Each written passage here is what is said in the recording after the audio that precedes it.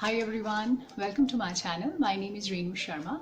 Today we're going to talk about how you can determine 67 points. That's the eligibility criteria for immigration to Canada for Federal Skilled Worker Program under Express Entry. Now, many of the applicants whosoever is visiting the cic.gc.ca website, they might have a dilemma like what exactly is 67 points and how the CRS system works. So I'm sure by the end of this video, you will have all your answers ready. Now, CRS is actually a comprehensive ranking system that will assess your case, and then it would rank you in the Express Entry pool. However, 67 points is entirely different. Like the very moment you decide to immigrate to Canada, you need to determine your eligibility. Yes, you need to know whether you are eligible to apply for various categories. Majority of them, what I have discussed in my previous videos, is PNP, that Provincial Nominee Program, or Express Entry. So these are the two major categories. But before jumping onto that, you need to identify, whether you are eligible. So the 67 points is actually that eligibility score. Now, there are various factors. Based upon that, you will be able to evaluate your case. Now, today I'm going to talk about 6 selection factors. Based upon that, you can actually assess whether you are qualifying or not. Now, in case if you don't, make 67 points, I'm afraid that you are not eligible. So I know there are a lot of consultants who probably would guide you differently. Like I remember when I was working with immigration industries, a lot of applicants used to visit us, and there were applicants where some other consultants are just giving them like 71 points, and then some of them are assessing their qualification or education in total with 74 points, and some of them even not eligible, like with the same case. So you can see how much the differentiation is. But today I'm going to clarify each and every doubt. So there are 6 major factors, starting with age, education, then your work experience. Along with that, your English proficiency, and if you have French proficiency, that would going to add additional points to it. Also, if you have any blood relation. Now, let me remind you, it's not like your friend or just relative residing over here in Canada. It has to be your blood relation, and I'll come to that, like how you can build a family tree. And after that, if you have arranged employment from Canada. So I'm going to cover step by step. So let's start with age first.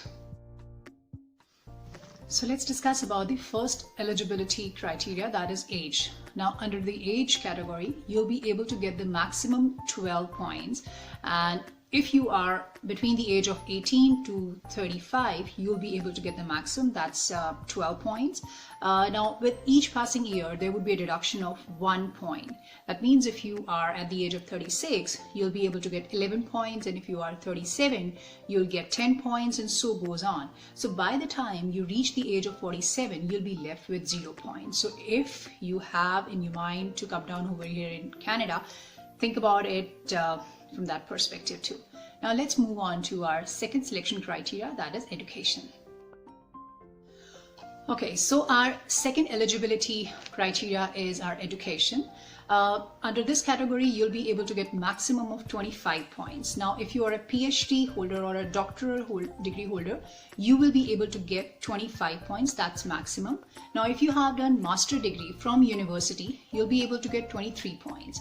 Now, if you have done bachelor degree, along with that, you have done double degree, or maybe you have done diploma of minimum 1 year, you will be able to get 22 points. Now, let me give you an example. If you have done maybe BCom or BSc, along with that, you have done diploma, that certified diploma, at least 1 year, you'll be able to get 22 points.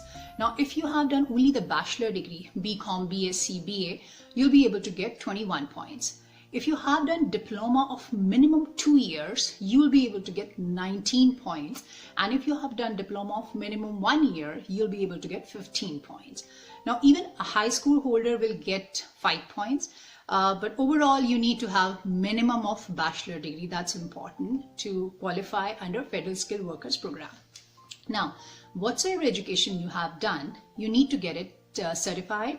That's ECA, that's Educational Credential Assessment. So there are 5 bodies which mentioned on their our cic.gc.co website. They are like WES, ICAS, then IQAS, and if you have done your doctor's degree, there is a specific body where you can actually get your education credential assessment through. So these are the bodies. You can always check the information, and I'm also going to provide it in my description box below. Now let's move on to our third eligibility parameter, that's English proficiency or French. So the third eligibility criteria is your English proficiency or French. Now for French, you need to score CLB of 7+ to get the maximum, that is 4 points. And if you are not able to get CLB 7+, I'm afraid that you're not eligible for French points. You can always get it done through TEF, that's a body that conducts the French test. Moving on to your English test. Now there are 2 major bodies, CELPIP, and the second one is IELTS, that IELTS. Now the validity for English test is of 2 years, and there are various parameters. Based upon that, your English would be identified. Now minimum benchmark for English proficiency is CLB 7. That's the minimum. So in case if you're not able to score CLB 7, I'm afraid you not be able to apply even. So CLB 7 means you need to score 6 bands in each module, that listening, reading, writing and speaking. So that would give you 16 points. Now if you're able to get CLB 8, that means if you're able to get 7.5 in listening and 6.5, 6.5, 6.5 in other 3 modules, you'll be able to get 20 points. And if you're able to get CLB 9, that means in listening you'll get 8 points and 7 in rest of speaking, writing and reading, you'll be able to get maximum of 24 points. Now at this time, even if you get CLB 10, the score won't change, so it would remain maximum of 24 points under English category. So these are the things you have to take into account. I know it's kind of a little tricky for some of you to prepare for IELTS. I'm also going to shoot a video how you can prepare yourself for the test. Now let's move on to our other selection criteria or eligibility criteria for Federal Skilled Worker Program. So our fourth eligibility criteria is your work experience. Now under this category, the maximum points one can attain is 15 points. I'll explain you how it works. If you have minimum of 1 year of experience, you will get 9 points, and if you have experience in between 2 to 3 years of experience, you will get 11 points, and if you have in between 4 to 5 years of experience, you will get 13 points, and if you have 6 or even more than 6 years of experience, you will get 15 points. So that's a maximum. Now this experience has to be under skill level 0, A and B of the NOC, and it has to be minimum of 30 hours per week, or even if you have part-time, it has to be equivalent to that, which means you need to have 15 hours of experience per week for at least 2 years, and it has to be like in one go. It cannot be that you have worked for a specific company for 9 months and then you switch to a different company for another 3 months. That's not going to be qualified. You need to have at least 1 year of experience, that as mentioned, 30 hours per week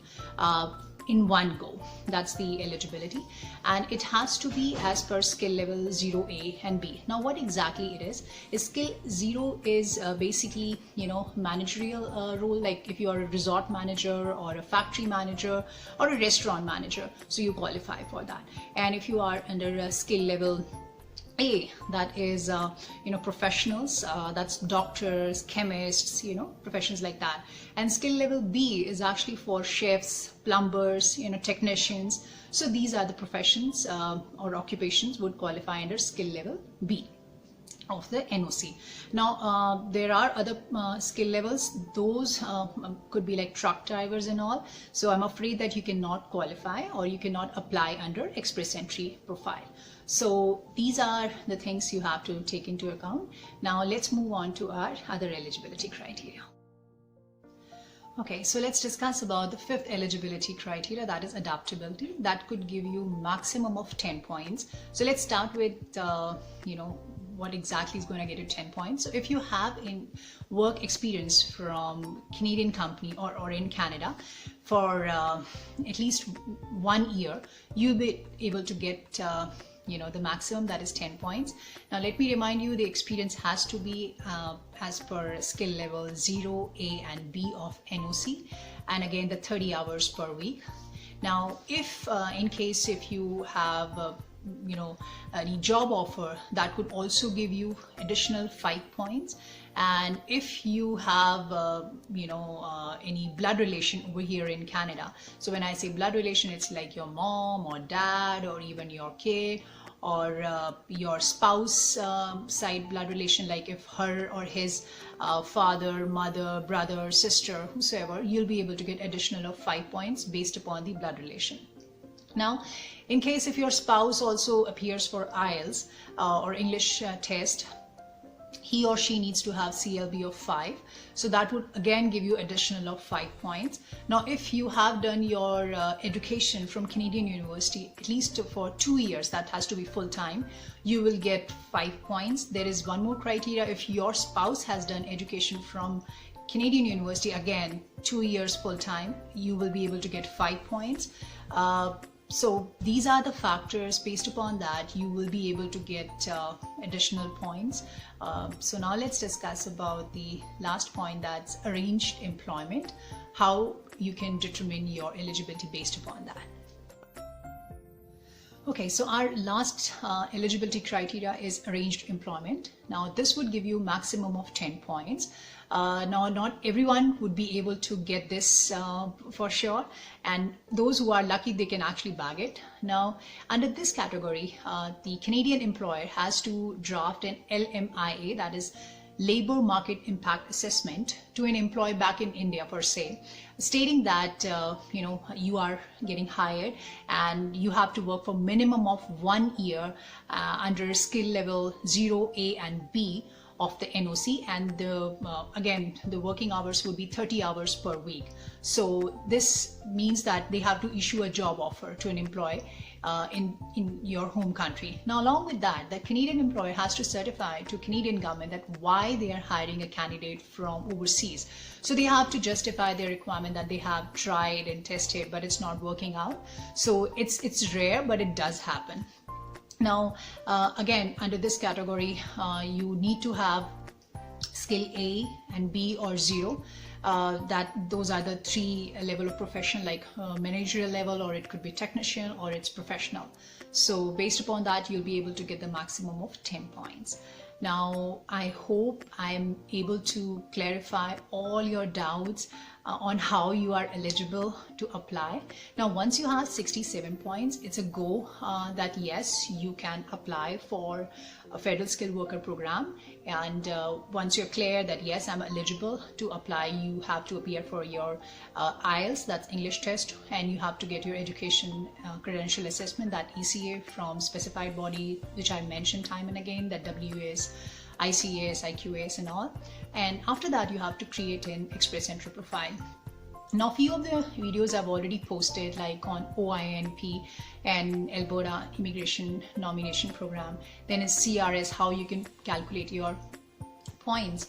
So I would recommend to go through them. I'm also going to give each and every information about the settlement funds and what we have covered so far in the description box below. So if you find this video interesting, I would appreciate if you could subscribe to my channel, and you can always write back to me for any query. So till then, take care and stay safe.